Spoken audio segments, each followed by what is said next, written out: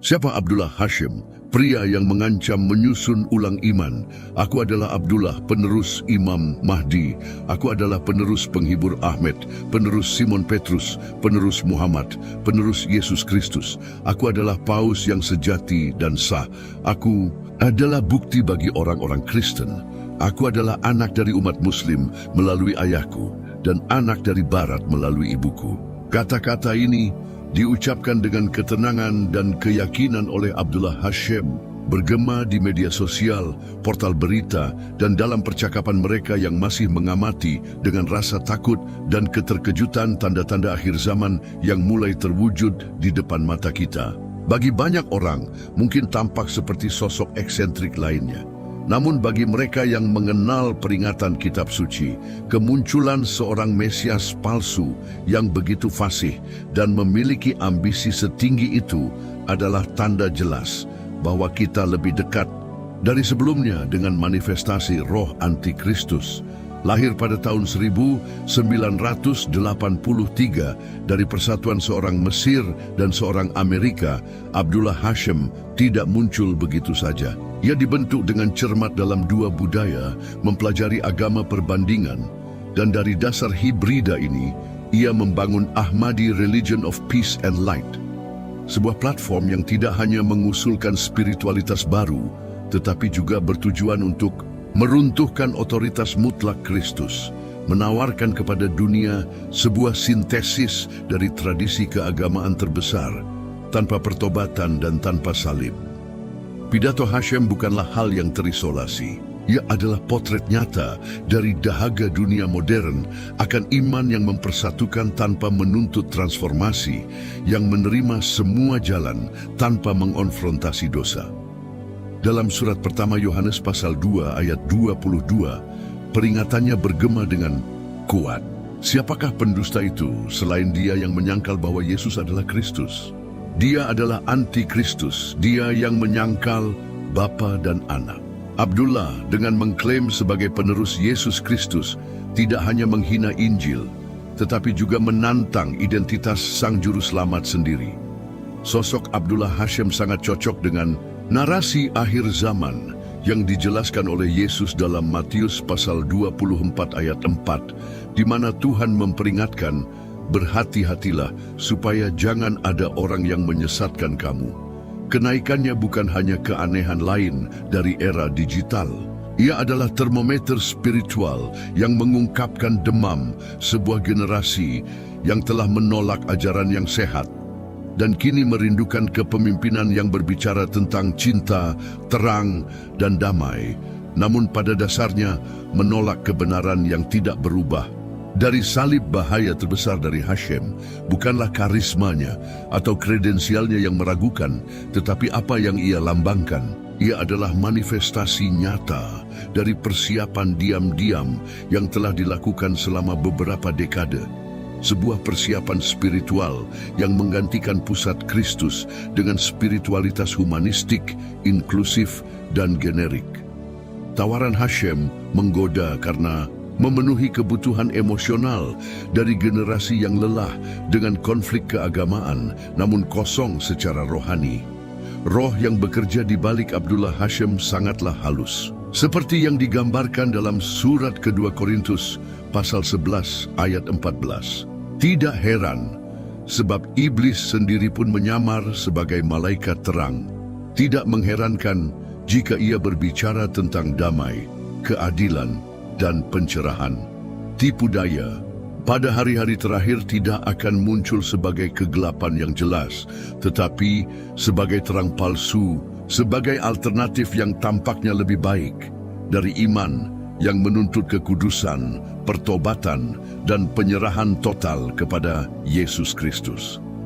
Setiap detail perjalanan Abdullah Hashim mengungkapkan betapa telitinya misinya.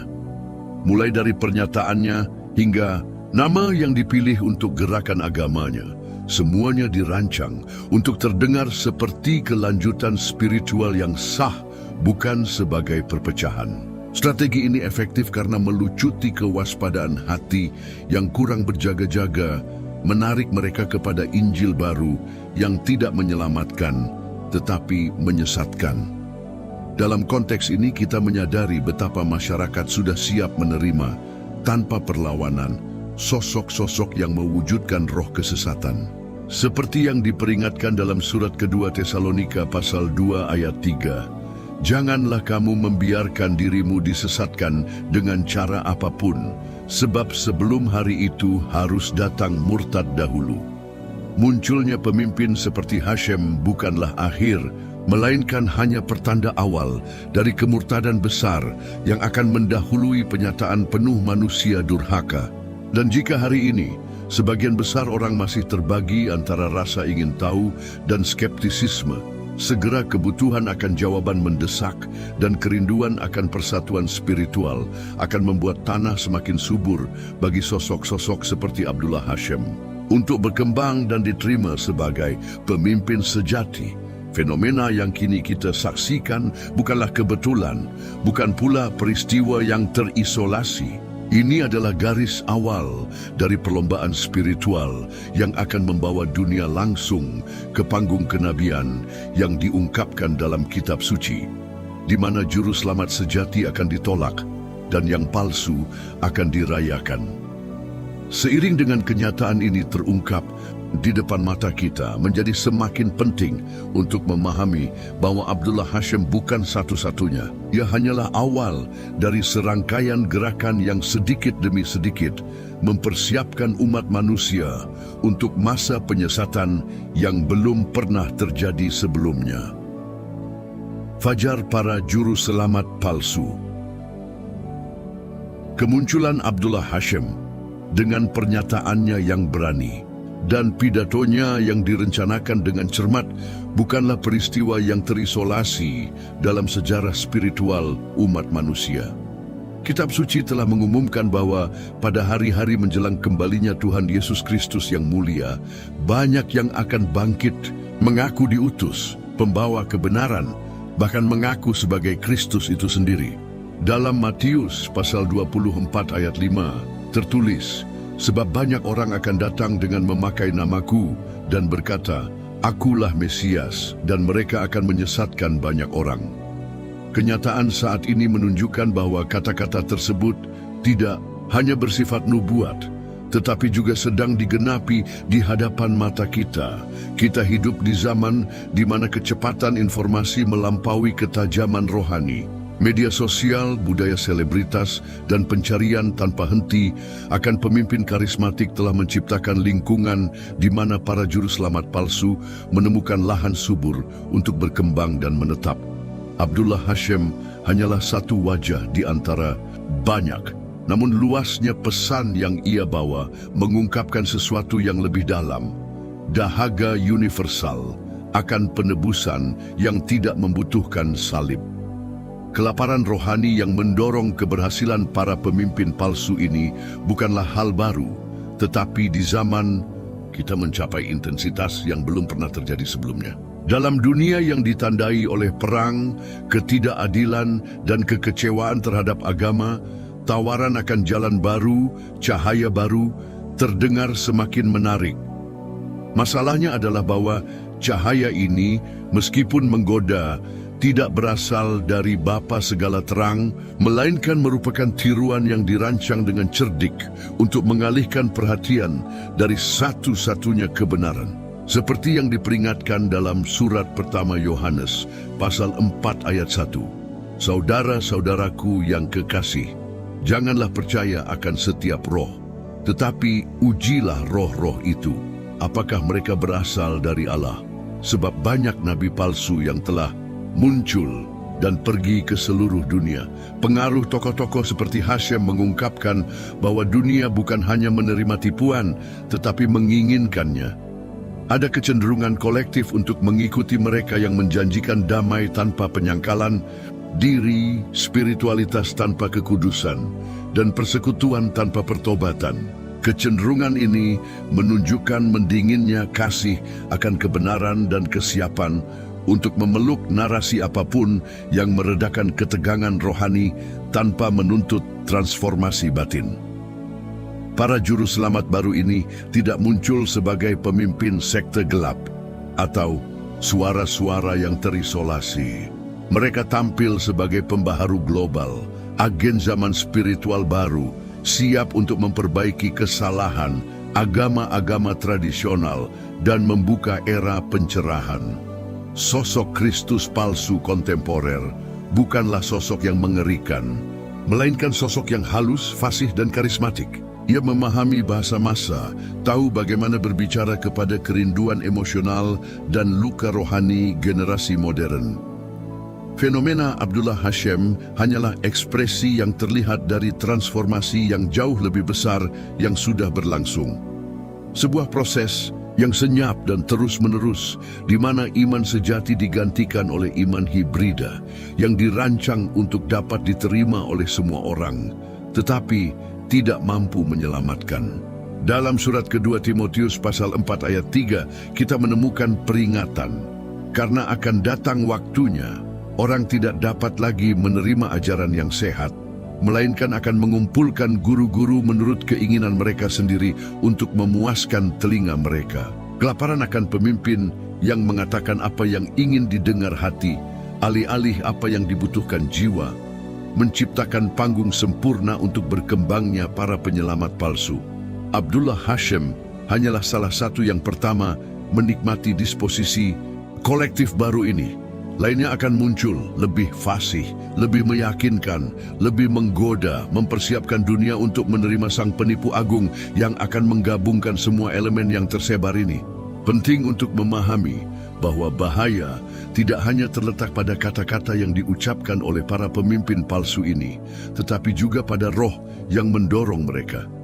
Roh penyesatan yang begitu halus sehingga jika mungkin akan menyesatkan bahkan orang-orang pilihan, sebuah roh yang mengajarkan toleransi tetapi menolak kebenaran, yang mengagungkan cinta tetapi meremehkan kekudusan, yang berbicara tentang terang tetapi menuntun jiwa-jiwa ke dalam kegelapan.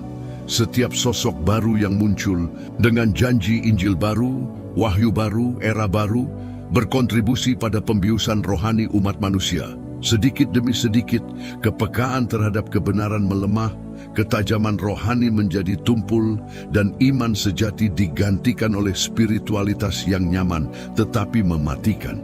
Karena itu, kemunculan Hashem dan yang lainnya tidak boleh dipandang sebagai rasa ingin tahu atau fenomena keagamaan biasa.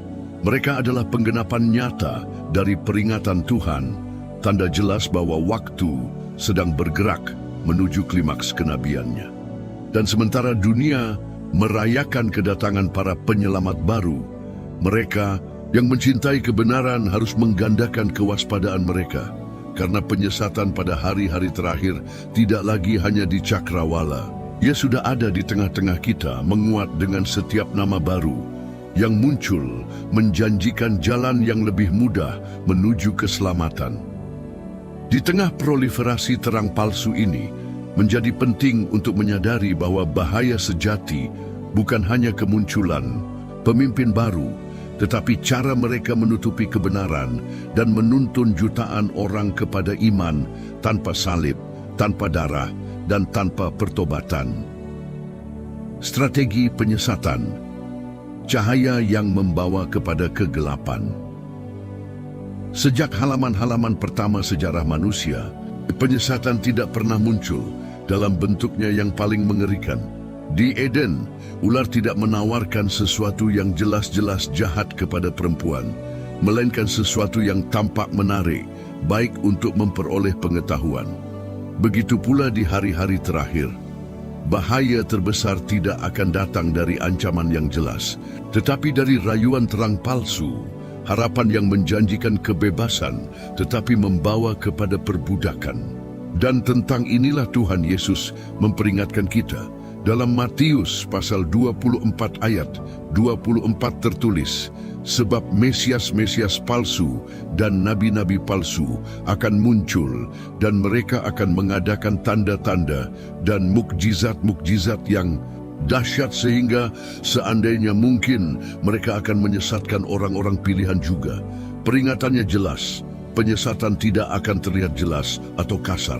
Ia akan disertai dengan tanda-tanda, mukjizat, dan kata-kata yang terdengar seperti kebenaran di telinga yang sudah tidak terbiasa dengan kemurnian kitab suci. Bukan hanya kebohongan terang-terangan yang akan membawa banyak orang kepada kebinasaan, tetapi distorsi halus dari kebenaran. Dalam latar inilah muncul suara-suara seperti Hashem. Namun dia hanyalah satu tanda di antara banyak lainnya. Fokusnya bukan pada sosok individunya, tetapi pada roh yang meresapi pesannya. Sebuah spiritualitas yang mengaku membawa terang, tetapi justru mengaburkan satu-satunya jalan sejati, salib Kristus. Penampilan kebijaksanaan, janji rekonsiliasi antar bangsa dan antar agama, bahasa damai dan inklusi, semuanya pada pandangan pertama terdengar mulia. Tetapi seperti yang diajarkan kitab suci, ada jalan yang disangka orang lurus, tetapi ujungnya menuju maut, seperti tertulis dalam Amsal pasal 14 ayat 12. Kitab suci menunjukkan kepada kita bahwa operasi penyesatan pada akhir zaman akan ditandai bukan hanya oleh pemalsuan kebenaran, tetapi oleh imitasi cemerlangnya. Roh kesalahan tidak akan datang dengan mengajarkan penyembahan berhala atau amoralitas secara terbuka. Ia akan menawarkan spiritualitas yang bercahaya, berbasis pada perasaan luhur, tetapi tanpa esensi keselamatan, pertobatan, iman pada darah, Yesus yang tercurah, dan kebutuhan akan salib. Itulah sebabnya Paulus memperingatkan dalam surat kedua Korintus, pasal 11 ayat 14 bahwa iblis sendiri pun menyamar sebagai malaikat terang. Penyesatan akan tampak seperti kebaikan. Pesannya akan dipenuhi kata-kata seperti cinta, damai, dan keadilan. Tetapi di pusatnya akan ada penolakan halus terhadap kedaulatan mutlak Kristus. Dan justru ini yang mempersiapkan jalan untuk menerima Antikristus yang akan merebut tempat yang hanya milik anak Allah. Selama berabad-abad, kekristenan selalu menghadapi ancaman dari luar, penganiayaan, ajaran sesat yang terang-terangan, rezim yang mencoba membungkam suara Injil. Tetapi ancaman yang paling mematikan selalu berasal dari dalam, yang menyamar sebagai kebenaran, yang menyusup seperti ragi, merusak dari dalam. Yesus sendiri memperingatkan dalam Matius pasal 7 ayat 15. Waspadalah terhadap nabi-nabi palsu yang datang kepadamu dengan menyamar sebagai domba, tetapi sesungguhnya mereka adalah serigala buas. Hari ini kita hidup dalam penggenapan peringatan ini dalam skala global. Roh penyesatan tidak terbatas pada satu atau dua pemimpin karismatik. Ia membentuk budaya, mendefinisikan ulang konsep kebenaran, merelativisasi moralitas, dan mengencerkan eksklusivitas Injil. Di tengah atmosfer ini, muncul penyelamat-penyelamat alternatif, pembawa wahyu baru, promotor iman tanpa salib, dan tanpa kekudusan. Strategi utama penyesatan itu sederhana dan mematikan. Menawarkan kepada manusia sebuah spiritualitas yang memuaskan tetapi tidak mengubah, yang menghibur tetapi tidak menebus, yang menjanjikan damai tetapi mengabaikan damai sejati yang hanya dapat ditemukan dalam Kristus. Dalam Yohanes pasal 14 ayat 6, Yesus menyatakan, "Akulah jalan, kebenaran, dan hidup. Tidak ada seorang pun yang datang kepada Bapa kalau tidak melalui aku." Setiap tawaran spiritual yang menyimpang dari jalan ini, meskipun dihiasi dengan kata-kata indah, pada intinya adalah persiapan untuk pemberontakan terakhir, operasi penyesatan, berlangsung secara progresif dan halus.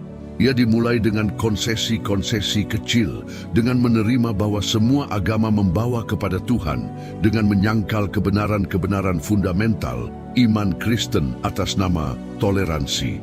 Sedikit demi sedikit kebenaran berhenti diberitakan dengan keberanian dan mulai dinegosiasikan di meja-meja konsensus agama. Dalam Yohanes pasal 5 ayat 43, Tuhan menyatakan, "Aku datang atas nama Bapa-Ku, dan kamu tidak menerima Aku. Jikalau orang lain datang atas nama dirinya sendiri, kamu akan menerima dia."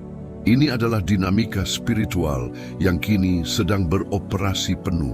Penolakan yang semakin luas terhadap otoritas eksklusif Yesus membuka jalan bagi penerimaan tanpa syarat terhadap sang penipu.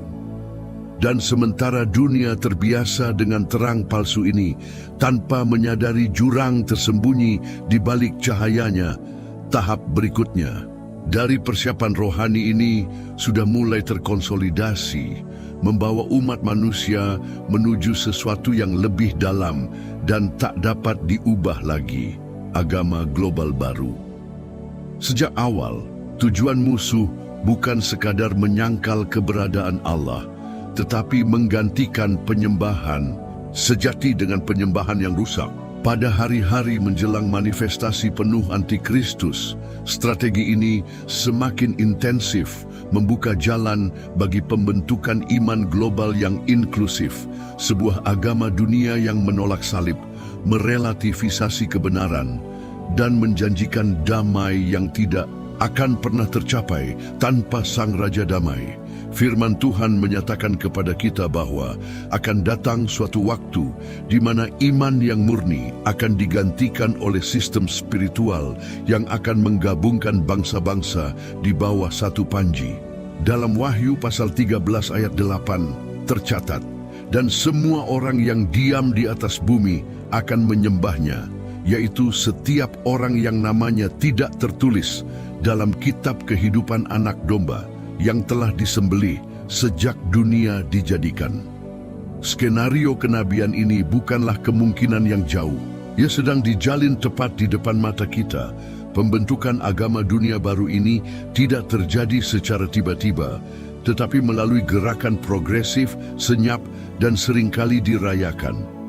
Janji akan iman yang bersatu, yang mampu mendamaikan agama-agama yang secara historis saling bertentangan, menggoda generasi yang lelah dengan konflik dan haus akan penerimaan.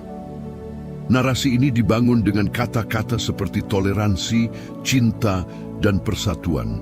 Namun, di balik wacana lembut ini, tersembunyi penolakan yang disengaja terhadap keunikan Kristus dan kebutuhan akan pertobatan. Peringatan Yesus dalam Matius pasal 7 ayat 13 tetap relevan. Masuklah melalui pintu yang sempit, karena lebarlah pintu dan luaslah jalan yang menuju kebinasaan, dan banyak orang yang masuk melaluinya. Agama yang sedang dibangun di depan kita hari ini bukanlah sempit, juga tidak menuntut penyangkalan diri. Sebaliknya ia lebar, nyaman, dan permisif, dibentuk untuk menyenangkan semua orang, kecuali Dia yang adalah jalan, kebenaran, dan hidup. Usulan iman baru ini bukan untuk menghancurkan kekristenan tradisional secara langsung, tetapi untuk mengencerkannya, merelativisasikannya, dan akhirnya membuatnya tidak relevan. Doktrin-doktrin inti iman, seperti kebutuhan akan pertobatan, kedaulatan Allah, dan keunikan Kristus, secara bertahap digantikan oleh konsep-konsep spiritualitas universal yang kabur, yang meninggikan kemampuan manusia di atas anugerah ilahi. Paulus memperingatkan dalam surat kedua Timotius, pasal 3 ayat 5, tentang hari-hari ketika orang akan mempertahankan bentuk ibadah tetapi menyangkal kekuatannya. Bentuk ibadah inilah yang menjadi ciri khas agama baru yang sedang terbentuk ini. Sebuah iman yang mempertahankan estetika agama, tetapi mengosongkan isinya dari kebenaran dan kuasa. Allah tidak secara terbuka ditolak, tetapi didefinisikan ulang, disesuaikan dengan kehendak manusia. Gerakan menuju agama yang bersatu ini juga didorong oleh meningkatnya intoleransi terhadap setiap pernyataan kebenaran mutlak. Dunia saat ini dengan keras menolak gagasan bahwa hanya ada satu jalan menuju Allah. Keunikan Kristus dipandang sebagai penghalang bagi kemajuan spiritual global. Di masa seperti ini, kata-kata dari Yohanes pasal 14 ayat 6 bergema sebagai pengingat yang mendasar, "Akulah jalan dan kebenaran dan hidup. Tidak ada seorang pun yang datang kepada Bapa kalau tidak melalui aku." Spiritualitas baru yang semakin menguat dibangun di atas gagasan bahwa semua agama adalah ekspresi sah dari pencarian yang sama. bahwa semua kepercayaan membawa pada tujuan yang sama, bahwa semua jalan dapat diterima selama dijalani dengan tulus. Doktrin ini, meskipun nyaman bagi telinga modern, adalah penolakan langsung terhadap pesan salib. Pembangunan sistem spiritual baru ini tidak hanya terjadi di antara para pemimpin agama. Ia diperkuat di lembaga-lembaga pendidikan, dalam produksi, budaya, di media, dan bahkan dalam gerakan sosial yang mengagungkan persatuan tanpa kebenaran. Injil baru ini adalah Injil penerimaan tanpa syarat, penghapusan semua perbedaan antara yang kudus dan yang najis, antara yang benar dan yang tidak benar. Persiapan yang halus dan bertahap ini memiliki tujuan akhir, menjadikan dunia siap secara spiritual untuk menerima Dia yang akan duduk di bait suci, menuntut penyembahan dan otoritas untuk dirinya sendiri. Antikristus tidak akan muncul dalam kekosongan spiritual. Ia akan muncul sebagai puncak logis dari proses yang telah lebih dulu menghapus fondasi iman Alkitabiah dari hati nurani dan hati manusia. Karena itu, kewaspadaan sangat penting. Iman yang sejati harus dipertahankan bukan hanya dari serangan luar, tetapi terutama dari korosi internal terhadap kebenaran. Dalam Yudas pasal 1 ayat 3, kita didorong untuk berjuang dengan sungguh-sungguh untuk iman yang sekali untuk selama-lamanya telah disampaikan kepada orang-orang kudus. Agama dunia baru tidak akan datang dengan pemutusan hubungan yang dramatis, tetapi dengan undangan yang tak tertahankan kepada persatuan, inklusi, dan damai. Undangan yang, bagi yang tidak waspada, akan terdengar seperti jawaban atas doa-doa untuk dunia yang lebih baik. Tetapi bagi mereka yang mencintai kebenaran, itu akan menjadi tanda yang tak terbantahkan bahwa panggung sedang disiapkan untuk penggenapan akhir zaman. Dan sementara iman baru ini mengakar di hati bangsa-bangsa, transformasi yang lebih dalam mulai terbentuk, mengarahkan kesadaran kepada kemurtadan yang belum pernah terjadi sebelumnya. Rekayasa spiritual dari kemurtadan. Sepanjang kitab suci, Allah memperingatkan umatnya tentang karya kemurtadan yang lambat, namun pasti yang akan mendahului hari-hari terakhir. Sebuah transformasi yang senyap, hampir tak terlihat, di mana kasih akan kebenaran secara bertahap digantikan oleh kasih akan kenyamanan, penerimaan sosial, dan Injil yang dibentuk sesuai dengan keinginan manusia. Rekayasa spiritual ini sedang berlangsung penuh, dan konsekuensinya mulai tampak dengan jelas di antara bangsa-bangsa. Dalam surat kedua Tesalonika pasal 2 ayat 3, Rasul Paulus memperingatkan dengan tegas, "Janganlah kamu membiarkan dirimu disesatkan dengan cara apapun, sebab sebelum hari itu harus datang kemurtadan dahulu, dan harus dinyatakan dahulu manusia durhaka yang harus binasa." Kemurtadan, oleh karena itu, bukanlah fenomena yang tiba-tiba, tetapi proses yang hati-hati, bertahap, dan direncanakan, di mana iman yang sejati dikosongkan dari kuasanya dan digantikan oleh bentuk kesalehan yang tak memiliki isi. Iman baru yang menyebar di dunia tidak lagi menuntut pertobatan atau perubahan hidup. Ia tidak berbicara tentang dosa, tidak mengonfrontasi jiwa manusia dengan kebutuhan mendesaknya akan penebusan. Sebaliknya, ia menawarkan spiritualitas yang nyaman, di mana Allah dibentuk menurut gambar dan rupa manusia. Iman tanpa salib, tanpa darah, tanpa pengorbanan, tetapi penuh dengan janji bantuan diri, kemakmuran, dan kesejahteraan emosional. Tipu daya kemurtadan begitu halus karena mempertahankan bahasa iman, tetapi mengubah esensinya. Kata-katanya masih berbicara tentang kasih, terang, dan harapan, tetapi fondasinya telah digeser.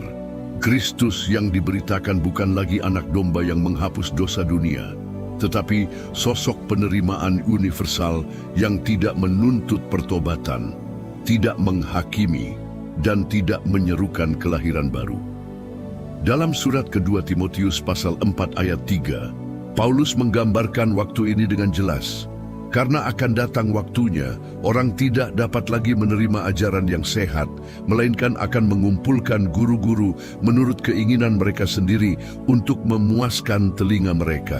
Pencarian akan pemimpin yang mengatakan apa yang ingin didengar hati, bukan apa yang dibutuhkan jiwa untuk diselamatkan, adalah mesin dari kemurtadan yang kini melanda bangsa-bangsa. Rekayasa spiritual baru ini mengajarkan bahwa semua kepercayaan adalah sah, bahwa semua pengalaman religius adalah ekspresi sah dari ilahi. Keunikan Kristus yang merupakan batu penjuru iman Kristen dianggap usang, memecah belah, dan bahkan berbahaya. Salib digantikan oleh filsafat toleransi mutlak, di mana setiap kebenaran dianggap sah selama tidak menyatakan dirinya sebagai satu-satunya. Kenyataannya adalah bahwa roh kesalahan bekerja tanpa lelah untuk mengikis struktur iman sejati, menawarkan agama yang indah di mata manusia, tetapi sama sekali tidak memiliki kuasa untuk menyelamatkan. Dalam Yohanes pasal 8 ayat 32, Yesus menyatakan, "Kamu akan mengetahui kebenaran, dan kebenaran itu akan memerdekakan kamu." Tidak ada kebebasan rohani yang sejati di luar kebenaran yang adalah Kristus. Setiap langkah dalam rekayasa kemurtadan ini semakin menjauhkan jiwa dari jalan yang sempit. Panggilan untuk bertobat digantikan oleh pesan penerimaan diri. Panggilan untuk kekudusan ditekan oleh spiritualitas yang tidak menuntut perubahan. Otoritas kitab suci direlatifkan, dipandang sebagai catatan kuno yang tunduk pada interpretasi budaya dan pribadi. Dalam lingkungan seperti ini, iman sejati menjadi terpinggirkan. Mereka yang bersikeras pada sentralitas salib, kebutuhan akan pertobatan, dan otoritas tertinggi, firman Allah mulai dipandang sebagai kuno, tidak toleran, dan radikal. Iman yang sejati ditolak bukan karena kehilangan kuasanya, tetapi karena hati manusia yang telah dikeraskan oleh rayuan dunia tidak lagi dapat menanggungnya. Di tanah yang subur inilah kemurtadan besar berkembang. Sebuah sistem spiritual yang menghormati Allah dengan bibir, tetapi hati mereka jauh darinya. Sebuah sistem yang mengapresiasi semua bentuk spiritualitas, kecuali yang menyatakan bahwa Yesus adalah satu-satunya jalan. Sebuah sistem yang mempersiapkan pikiran dan hati untuk menyembah Dia yang akan duduk di bait suci, seolah-olah Dia adalah Allah. Dalam Wahyu pasal 13 ayat 12, kita membaca bahwa binatang kedua melaksanakan segala kuasa binatang pertama di hadapannya, dan ia menyebabkan bumi dan semua penghuninya menyembah binatang pertama itu. Penyembahan kepada antikristus tidak akan terjadi karena kudeta spiritual mendadak. Itu akan menjadi buah matang dari proses kemurtadan yang telah dibina dengan cermat selama beberapa generasi. Sementara proses ini semakin intensif, kebutuhan untuk tetap teguh dalam kebenaran menjadi semakin mendesak. Dalam Yudas pasal 1 ayat 3, kita dipanggil untuk berjuang dengan sungguh-sungguh untuk iman yang sekali untuk selama-lamanya telah disampaikan kepada orang-orang kudus. Di masa penyesatan yang semakin meluas, kesetiaan kepada kebenaran Alkitabiah bukan hanya tindakan ketaatan, tetapi tindakan penyelamatan rohani. Dan seiring tanah kemurtadan semakin mengeras, ekspresi baru dari roh ini mulai muncul dengan kekuatan yang lebih besar, menuntun dunia ke tahap di mana penyesatan tidak lagi menjadi kemungkinan, tetapi menjadi norma. Roh Antikristus sudah bekerja. Sebelum kita melanjutkan, jika konten ini memberkati hidupmu, klik suka, tinggalkan komentar, dan bagikan. Amin di kolom komentar sangat berarti untuk menjangkau lebih banyak orang. Berlanggananlah ke kanal ini Dan jika kamu ingin memberkati kanal ini, kirimkan super chat dengan nominal berapapun atau jadilah anggota, agar kami terus dapat berinvestasi dalam riset dan peningkatan untuk memberkati hidupmu lebih lagi. Lanjutkan, jauh sebelum manifestasi fisik antikristus, kitab suci mengungkapkan bahwa rohnya sudah bekerja di dunia, membentuk suasana spiritual dan mempersiapkan hati serta pikiran untuk menerimanya tanpa perlawanan. Ini bukan fenomena baru. Ini adalah operasi kuno, sunyi dan tanpa henti yang telah dibangun dengan kesabaran selama generasi dan yang kini mencapai kedewasaannya. Dalam surat pertama Yohanes pasal 4 ayat 3 tertulis, "Dan setiap roh yang tidak mengakui bahwa Yesus Kristus telah datang sebagai manusia, bukan berasal dari Allah, itu adalah roh antikristus yang telah kamu dengar akan datang dan yang sekarang ini sudah ada di dalam dunia." Peringatan ini jelas, bukan hanya menunggu peristiwa masa depan, tetapi mengenali kehadiran rohani yang sudah bekerja, membentuk budaya, mendefinisikan ulang nilai-nilai, dan melemahkan iman sejati.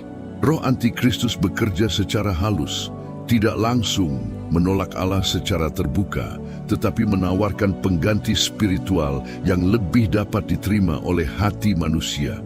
Alih-alih konfrontasi langsung, ia datang dengan bujukan terus-menerus, panggilan menuju iman yang lebih luas, lebih inklusif, lebih fleksibel terhadap kebutuhan dan keinginan modern. Operasi ini bertujuan untuk mencabut eksklusivitas Kristus dan otoritas dari firman-Nya. Cara pandang dunia modern terhadap kebenaran mencerminkan operasi ini. Kebenaran menjadi relatif, subjektif, bergantung pada perspektif pribadi. Firman Tuhan yang dulu diakui sebagai standar mutlak, kini diperlakukan sebagai salah satu dari sekian banyak ekspresi keagamaan. Hasilnya adalah generasi yang tidak lagi melihat perlunya pertobatan, penebusan, atau juru selamat yang menuntut perubahan hidup.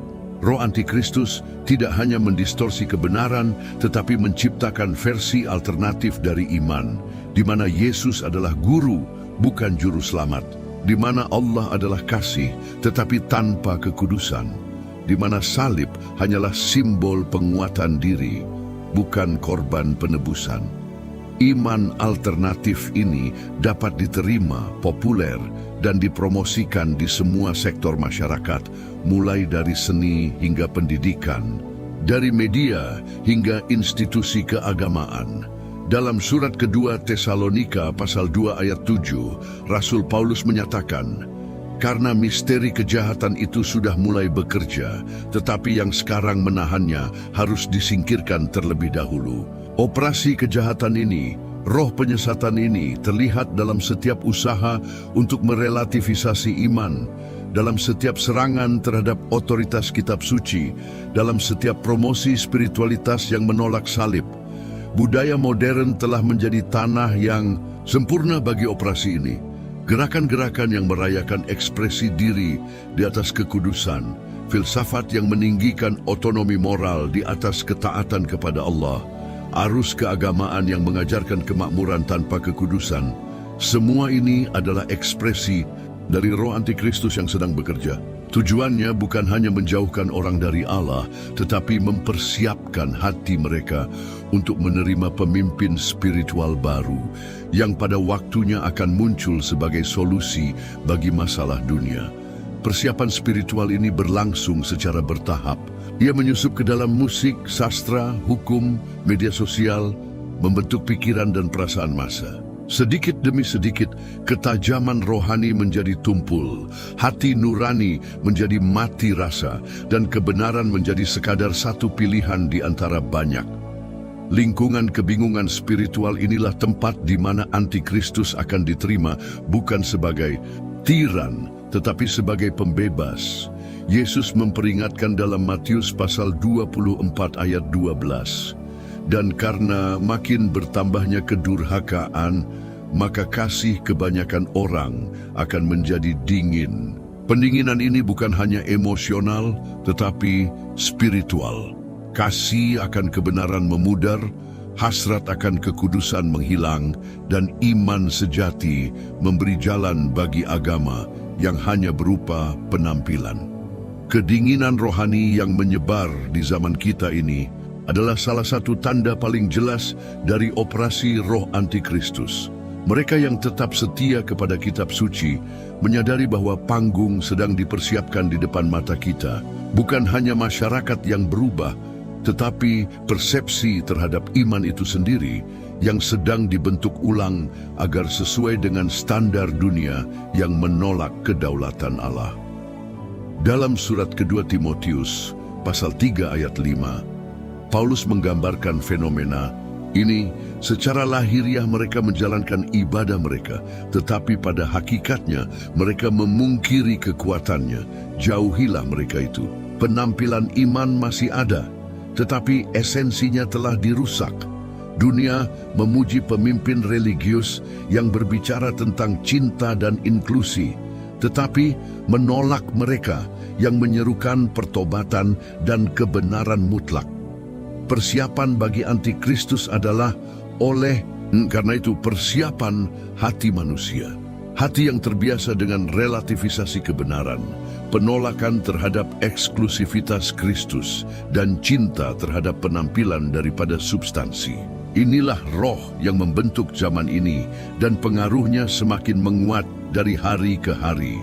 Sementara operasi senyap ini terus bergerak, membentuk kesadaran dan hati menuju hari pewahyuan besar, sebuah kenyataan baru yang menakutkan mulai muncul. Kebutaan rohani yang akan membuat banyak orang tak mampu mengenali kebenaran. Bahkan saat kebenaran berdiri tepat di depan mata mereka, kebutaan rohani di akhir zaman.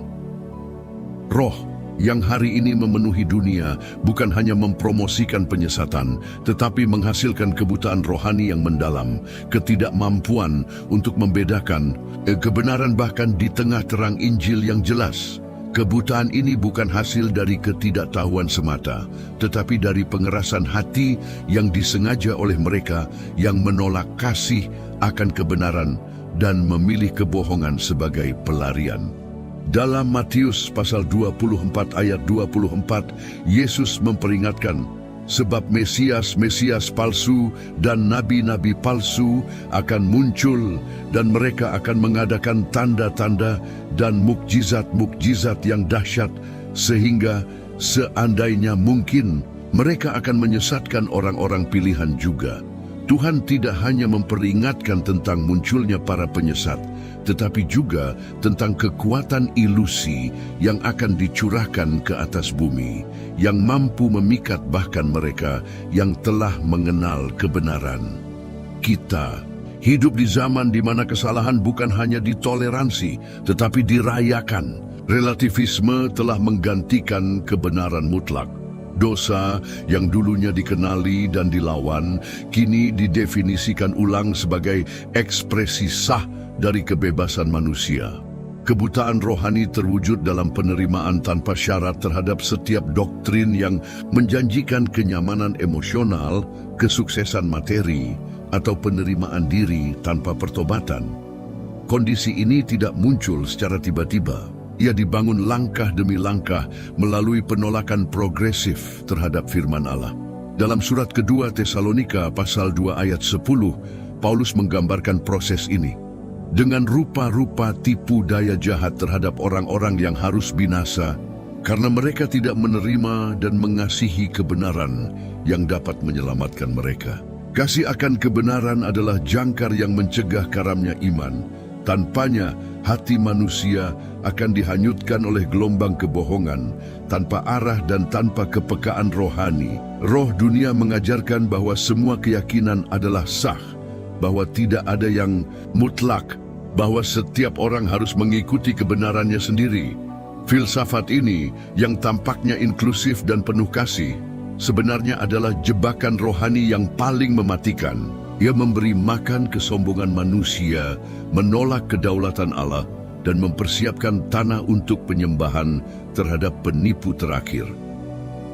Kebutaan rohani terlihat dalam cara orang banyak memuja para pemimpin yang berbicara dengan kata-kata manis, tetapi diam terhadap kebutuhan akan pertobatan.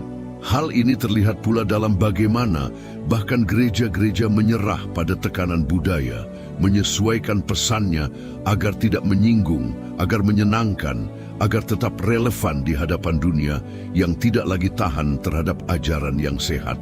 Dalam Yohanes pasal 12 ayat 40 tertulis, Ia telah membutakan mata mereka dan mengeraskan hati mereka, supaya mereka jangan melihat dengan mata mereka dan mengerti dengan hati mereka, lalu berbalik sehingga aku menyembuhkan mereka. Kebutaan rohani adalah hukuman sekaligus konsekuensi.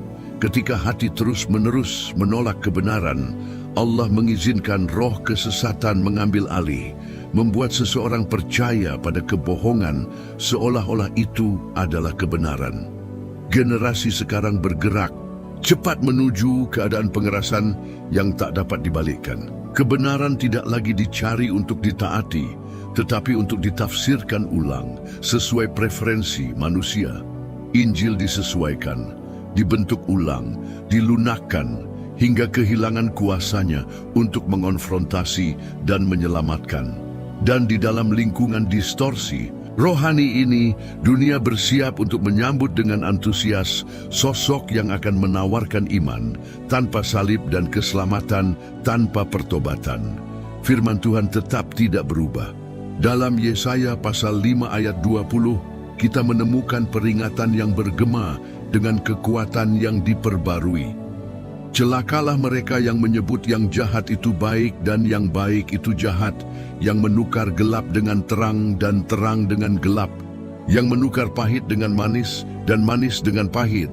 Pembalikan moral dan rohani yang menjadi ciri zaman kita ini adalah tanda bahwa kebutaan telah mencapai titik hampir tak bisa disembuhkan. Persiapan untuk penyesatan besar tidak hanya bersifat teologis, tetapi juga emosional dan kultural. Dunia sudah dibentuk untuk menginginkan apa yang akan ditawarkan oleh antikristus: damai tanpa keadilan, iman tanpa kebenaran, persekutuan tanpa kekudusan. Keinginan akan solusi mudah, jawaban cepat, dan penerimaan tanpa syarat akan membuat dunia rentan terhadap penyesatan paling menghancurkan dalam sejarah manusia. Kebutaan rohani tidak hanya akan mempengaruhi mereka yang mengabaikan iman, tetapi juga banyak orang yang pernah mengaku percaya tanpa akar yang dalam-dalam kebenaran, tanpa komitmen teguh pada firman. Bahkan mereka yang menganggap dirinya kuat bisa terbawa arus kesesatan. Seperti Yesus memperingatkan dalam Matius pasal 7 ayat 24, setiap orang yang mendengar perkataanku ini dan melakukannya, ia sama dengan orang bijak yang mendirikan rumahnya di atas batu. Hanya mereka yang mendengar dan melaksanakan firman yang akan tetap berdiri. Dan seiring kebutaan rohani ini menjadi norma, bukan lagi pengecualian, pembangunan takhta sang penipu terus berlangsung dengan diam-diam, mempersiapkan dunia untuk menyembah Dia yang akan datang atas nama dirinya sendiri. Pembangunan takhta antikristus, skenario yang terbentang di hadapan mata rohani yang waspada, bukanlah hasil kebetulan. Setiap transformasi budaya, setiap penyesuaian dalam persepsi agama, setiap langkah menuju relativisasi kebenaran menunjukkan sebuah persiapan yang diam-diam namun tak terputus dari panggung di mana antikristus akan ditinggikan. Penyembahan kepada penipu tidak akan dipaksakan dengan kekuatan pada awalnya, melainkan akan menjadi hasil alami dari proses bujukan dan pengerasan hati yang telah dibina selama generasi. Dalam Wahyu pasal 13 ayat 8, firman mengungkapkan, dan semua orang yang diam di atas bumi akan menyembahnya, yaitu setiap orang yang namanya tidak tertulis dalam kitab kehidupan anak domba yang telah disembelih sejak dunia dijadikan. Penyembahan ini tidak akan muncul dari paksaan sesaat, tetapi dari persetujuan sukarela hati-hati yang sudah menjauh dari kebenaran. Dunia akan begitu dibentuk oleh kepalsuan, begitu mabuk oleh terang palsu penyesatan, hingga akan melihat antikristus bukan sebagai ancaman, melainkan sebagai harapan.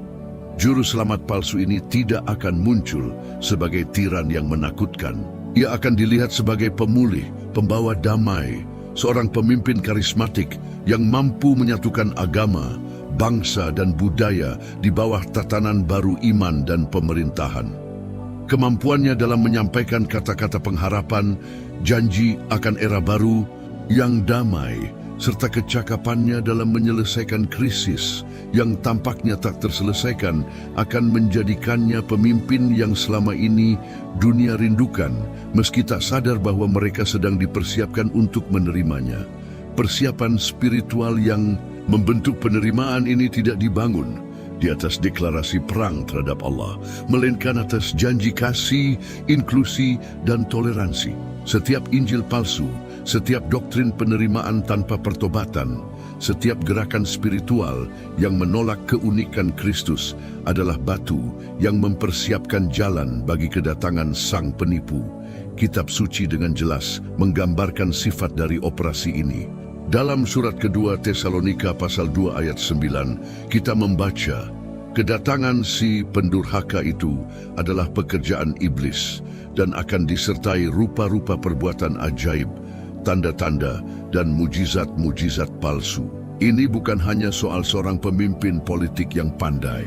Dunia berseru minta damai, persatuan, dan penebusan. Namun dunia menolak satu-satunya sumber sejati dari semua berkat ini, anak domba Allah yang menghapus dosa dunia. Dalam pencarian yang putus asa ini, bangsa-bangsa akhirnya akan memeluk Dia yang membawa damai palsu, persatuan semu, dan penebusan yang akan mengorbankan jiwa mereka. Saat ini adalah waktu untuk berjaga dan memutuskan. Tidak ada ruang bagi iman yang dangkal, bagi kekristenan budaya, atau bagi Injil yang telah diencerkan. Panggilan ini adalah untuk iman yang hidup, yang tak tergoyahkan, yang berakar pada batu karang sejati yaitu Kristus. Karena hanya mereka yang membawa pelita menyala seperti gadis-gadis bijaksana dalam perumpamaan yang akan siap untuk menolak penyesatan yang akan datang.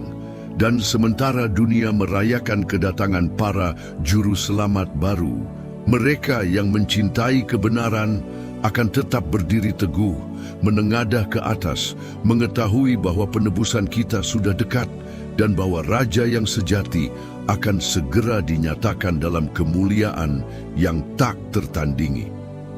Menghadapi semua yang telah diungkapkan, menjadi mustahil untuk tidak merasakan beratnya tanggung jawab yang terletak di atas setiap kita. Panggung sudah disiapkan, tanda-tanda semakin banyak, dan roh penyesatan terus merambat secara diam-diam, mempersiapkan dunia untuk ilusi spiritual terbesar dalam sejarah manusia. Namun di tengah begitu banyak suara yang membingungkan, firman tetap teguh sebagai mercusuar di tengah badai. Yesus Kristus, Juru Selamat yang sejati, tetap satu-satunya jalan yang aman.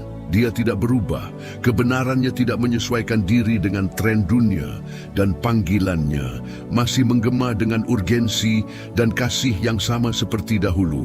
Marilah kepadaku, semua yang letih lesu dan berbeban berat, maka aku akan memberi kelegaan kepadamu. Ini adalah waktu untuk kembali ke esensi iman, untuk kembali memeluk salib, berjalan dalam terang kebenaran, berjaga dan berdoa agar kita tidak jatuh dalam pencobaan. Pintu kasih karunia masih terbuka, dan suara roh masih memanggil mereka yang ingin pulang. Jika hari ini, setelah mendengar pesan ini, hatimu tersentuh, dan kamu ingin berdamai kembali dengan Juru Selamat kita Yesus Kristus, karena telah menjauh dari jalannya, atau jika kamu ingin memulai perjalanan baru menuju keselamatan kekal, tuliskan di kolom komentar, "Aku menerimamu Tuhan Yesus sebagai satu-satunya Tuhan dan Juru Selamat yang cukup bagiku." Dan jika kamu sudah menjadi milik Kristus, Nyatakan imanmu secara publik dengan berkomentar, amin, agar pesan ini menjangkau lebih banyak jiwa dan menyebar seperti terang di tengah kegelapan. Kiranya Tuhan mendapati dalam diri kita hati yang berjaga-jaga, pelita yang menyala, dan iman yang tak tergoyahkan hingga hari kemuliaan kedatangannya tiba. Sampai jumpa.